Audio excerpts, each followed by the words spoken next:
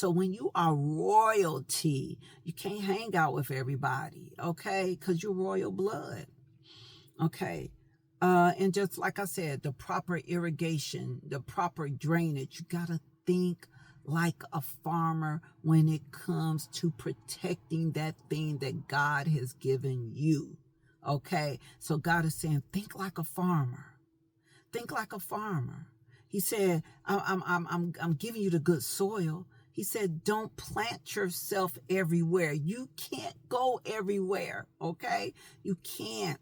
The soil has to be receptive for you to grow, okay? So there's many ways we can use this analogy, so many ways.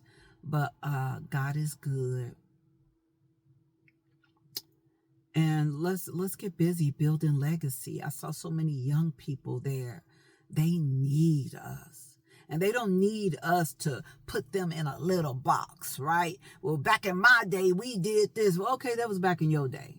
I hear some people say, back in my day, we used to could whoop the kids and then go tell their mama, well, look, you ain't touching my child because you crazy. I don't want anybody touching my child. No, we ain't doing that. I don't want my child to feel like anybody could touch their body.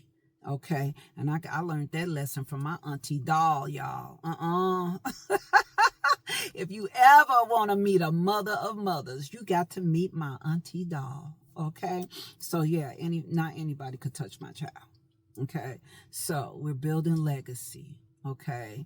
When you think of legacy, okay, think of Martin Luther King Jr. Definitely legacy. I have one of his books. It's a couple of his books. One of his books is called The Strength to Love. And this is why I love reading books, because we take in so much information that the media tells us and things like that.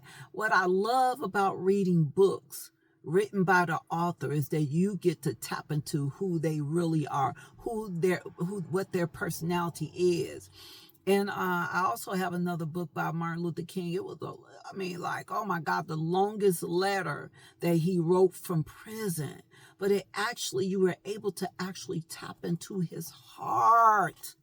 How do that's another thing. How are we going to get far in life unless we tap into God's heart, unless we tap into his word, unless we find out what he's actually saying? Because a lot of us have been hearing some hearsay. But how do you know what the Spirit is saying? You got to get in this word. You got to read the word.